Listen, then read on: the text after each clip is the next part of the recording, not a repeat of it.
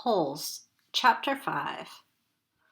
There were 6 large gray tents, and each one had a black letter on it.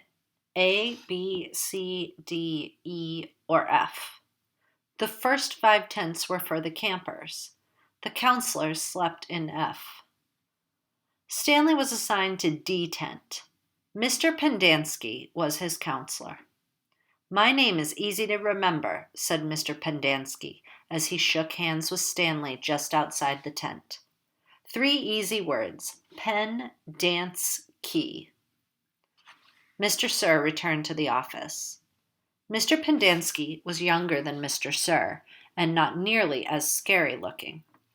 The top of his head was shaved so close it was almost bald, but his face was covered in a thick curly black beard. His nose was badly sunburned. "Mr. Sir isn't really so bad," said Mr. Pendanski. "He's just been in a bad mood ever since he quit smoking. The person you've got to worry about is the warden. There's really only one rule at Camp Green Lake: don't upset the warden." Stanley nodded as if he understood. "I want you to know, Stanley, that I respect you," Mr. Pendanski said. "I understand you've made some bad mistakes in your life. Otherwise, you wouldn't be here. But everyone makes mistakes. You may have done some bad things, but that doesn't mean you're a bad kid." Stanley nodded. It seemed pointless to try and tell his counselor that he was innocent. He figured that everyone probably said that. He didn't want Mr. Pendanski to think he had a bad attitude. "I'm going to help you turn your life around," said his counselor. "But you're going to have to help too. Can I count on your help?" "Yes, sir," Stanley said. Mr. Pendanski said, "Good," and patted Stanley on the back. 2 boys, each carrying a shovel, were coming across the compound. Mr. Pendanski called to them, "Rex, Alan, I want you to come say hello to Stanley. He's the newest member of our team." The boys glanced warily at Stanley. They were dripping with sweat, and their faces were so dirty that it took Stanley a moment to notice that one kid was white and the other black. "What happened to Barf Bag?" asked the black kid. "Lewis is still in the hospital," said Mr. Pendanski. "He won't be returning." He told the boys to come shake Stanley's hand and introduce themselves, like gentlemen. "Hi," the white kid grunted. "That's Alan," said Mr. Pendanski. "My name's not Alan," the boy said. "It's Squid. And that's X-Ray." "Hey," said X-Ray. He smiled and shook Stanley's hand. He wore glasses, but they were so dirty that Stanley wondered how he could see out of them.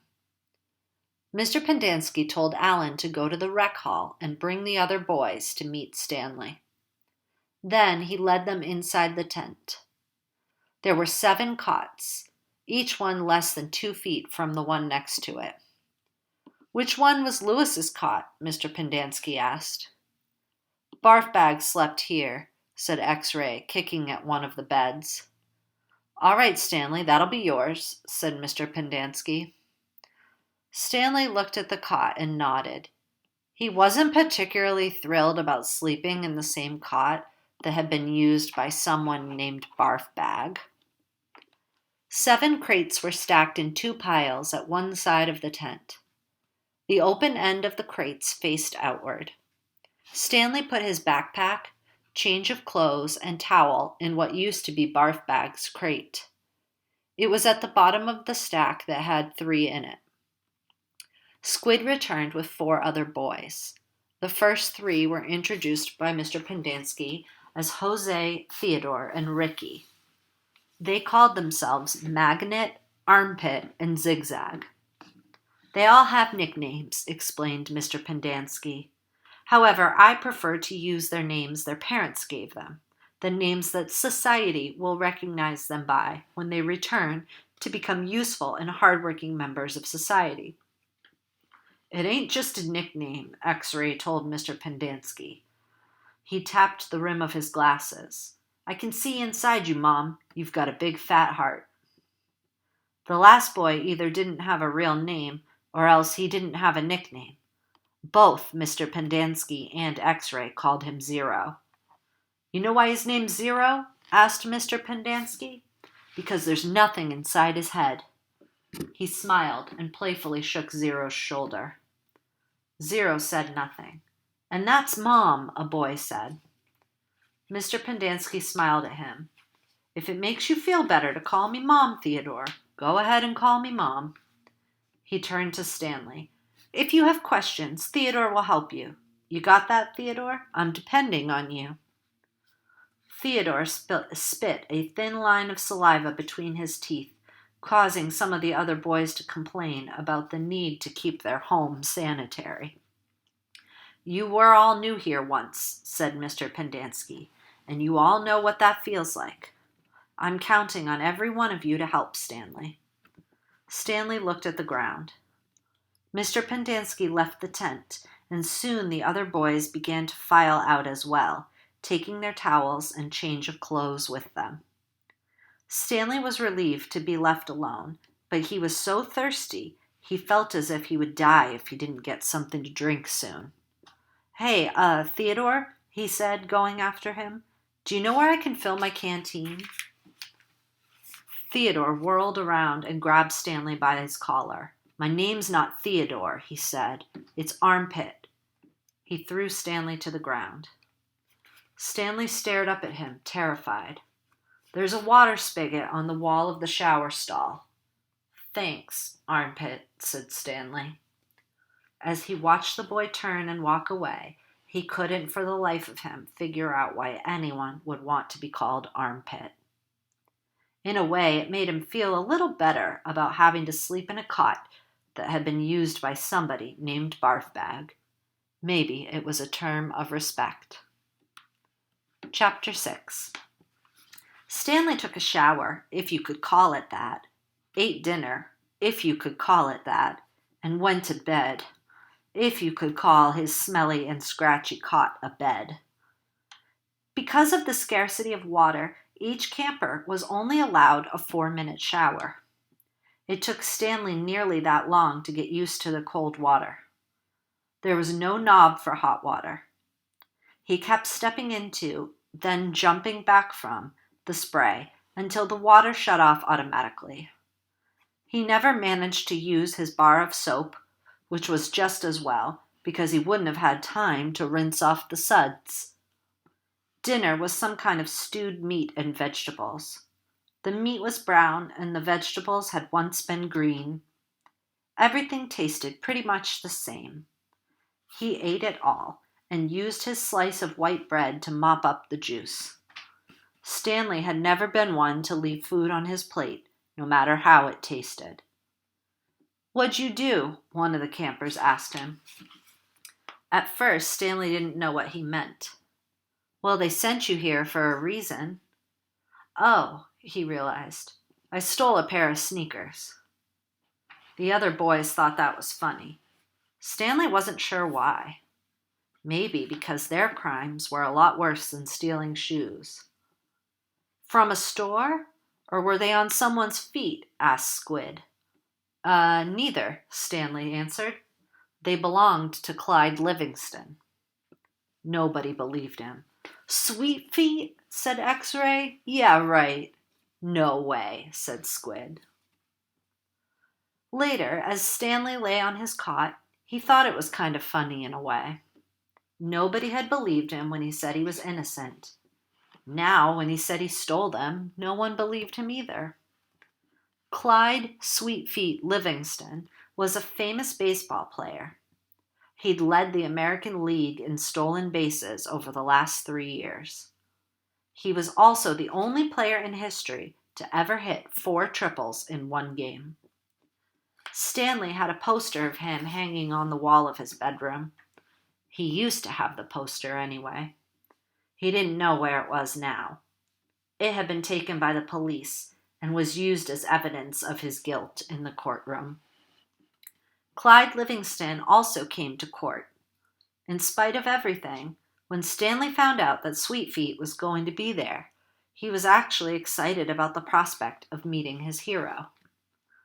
Clyde Livingston testified that they were his sneakers and that he had donated them to help raise money for the homeless shelter.